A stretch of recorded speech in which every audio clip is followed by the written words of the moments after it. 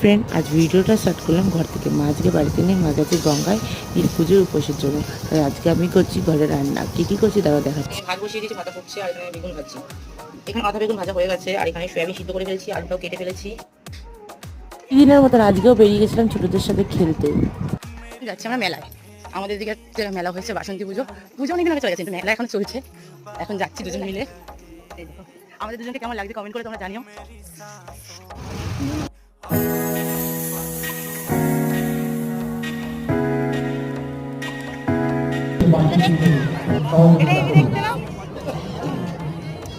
এটা একটা নিনি, কারণ বেশি খাবো না, গলা ব্যথা হয়ে যাবে। এখন আমরা মেলা ছেড়ে চলে যাচ্ছি সোদপুরের দিকে, দুজন মিলেই অটো ধরে নিয়েছি। শপিং করার পর খাওয়া দাওয়া করে এখন চলে যাচ্ছি বাড়ি। দেখা হচ্ছে তোমাদের সাথে নেক্সট ব্লগে।